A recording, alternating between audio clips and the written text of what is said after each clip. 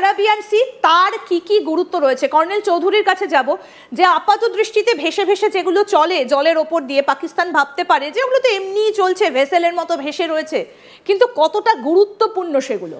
প্রথম কথা, যে আরব সাগরের সবচেয়ে কাছে যেই নিয়ে অনেক হাল্লা উঠেছিল সেটা হচ্ছে করাচি বন্দর। এই করাচি এক বন্দর, আর একটা বন্দর আছে যেটা নতুন বানাচ্ছে, এটা গোয়াদার, সেটা হচ্ছে বালুচিস্তানে চায়নার হেল্পে আর একটা বন্দর হচ্ছে। এই দুটো বন্দর হচ্ছে, যদি আরব সাগর থেকে আমাকে মারতে হয়, একটা হচ্ছে করাচি বন্দর, একটা গোয়াদার। এইটা মানে নয় যে জাহাজগুলো আরব সাগরে থাকবে এই দুটোই শুধু মারবে, তারা খুচদারও মারতে পারে, তারা পানাকিলেও মারতে পারে, তারা এই মাসরুর বিমান ঘাঁটিতেও মারতে পারে। এই যে জাহাজগুলো বিভিন্ন ক্লাসের জাহাজ আছে। আমি প্রথমে দর্শকদের বলতে চাই কি কি ক্লাসের জাহাজ আছে আমাদের কাছে। আইএনএস কলকাতা, প্রথমে ডেস্ট্রয়ার আছে। ডেস্ট্রয়ার মানে কি, যে প্রথমে হচ্ছে একটা এয়ারক্রাফট ক্যারিয়ার, তার থেকে ছোট হচ্ছে একটা ডেস্ট্রয়ার, তার থেকে একটু ছোট না তাকে বলে ফ্রিগেট।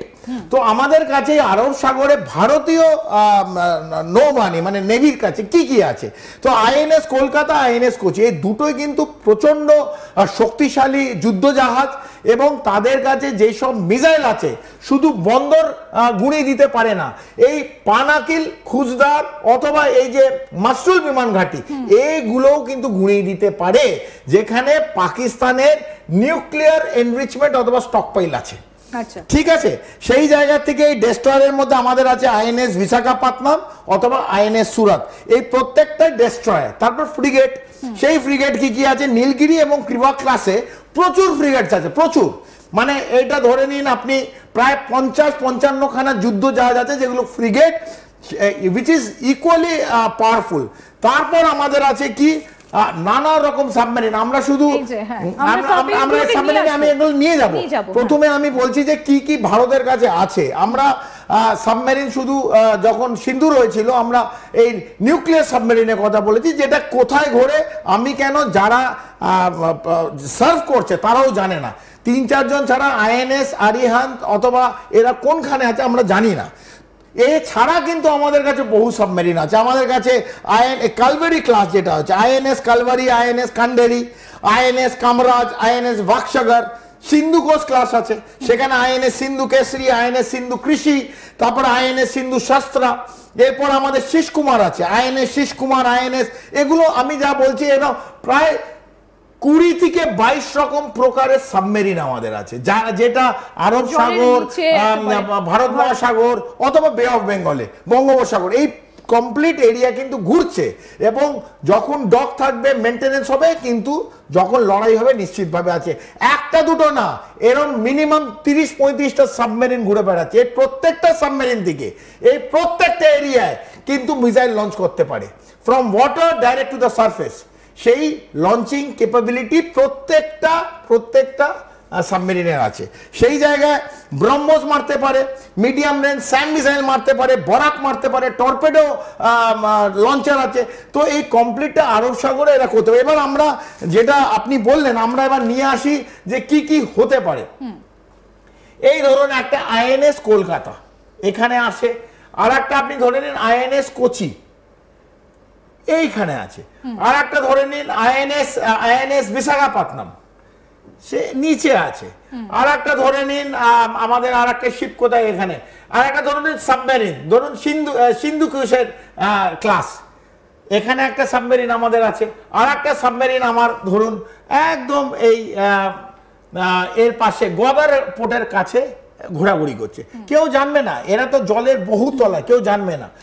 এই জায়গা থেকে যদি আমাকে নিউট্রালাইজ করতে হয় এন্টার করাচি, করাচির মধ্যে কি কি আমরা পাবো, সিন্দেন করাচির মধ্যে পানোয়াকিল পাবো, খুচদার পাবো, আরকো মাসরুর এই বিমান ঘাঁটি, ঠিক আছে, এবং করাচি নেভাল বেস কমপ্লিট, এই করাচি নেভাল বেস এইটাও তো ভেঙে দিয়েছিল ভারত, এটা 71 এর সময় তো অপারেশন ট্রাইডেন্টে জ্বালিয়ে দিয়েছিল।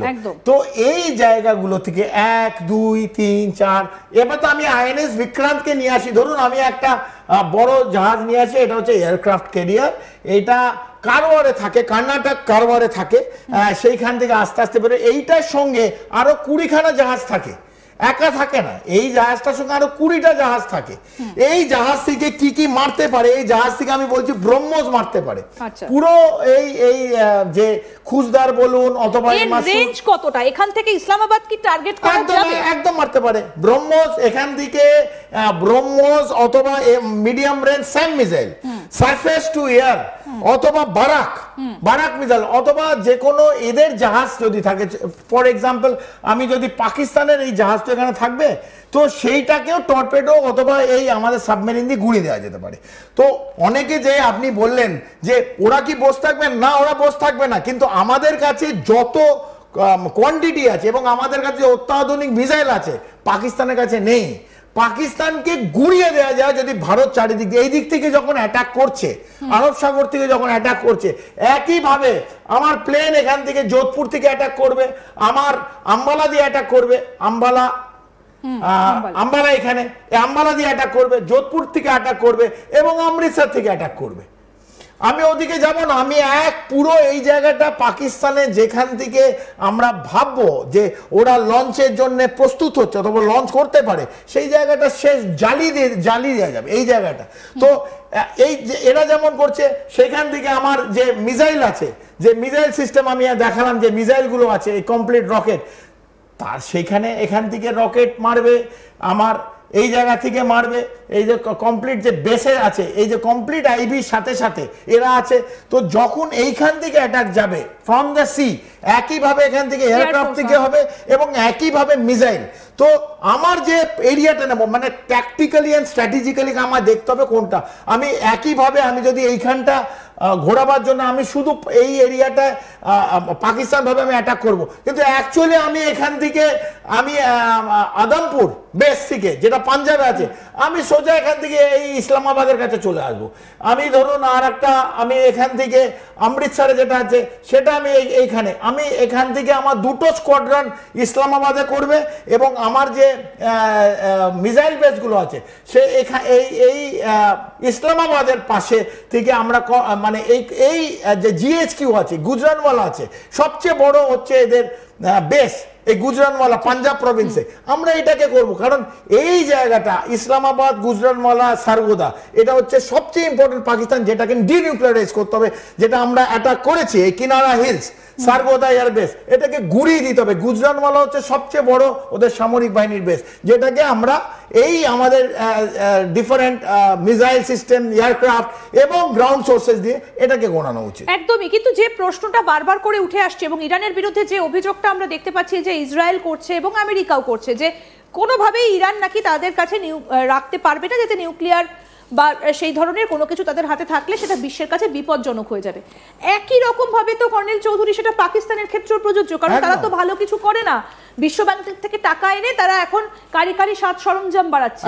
তাহলে ভারত কেন সেই প্রশ্নটা তুলে পাকিস্তানকে গুড়িয়ে দিতে পারছে না এই যে নিউক্লিয়ার বেসগুলো? আমার মনে হয় প্রথমে গুড়িয়ে দেওয়ার আগে হায়ার ডিপ্লোম্যাসি, ওয়ার্ল্ড ডিপ্লোম্যাসি, যে ব্রিক্স হবে, ডিফারেন্ট মিটিং যেগুলো হচ্ছে, সেখানে যে পাকিস্তান যে বারবার এই নিউক ভয় আমাদের দেখাচ্ছে এবং আমরা জানি ইন্টারকন্টিনেন্টাল ব্যালিস্টিক মিসাইল তৈরি করছে পাকিস্তান,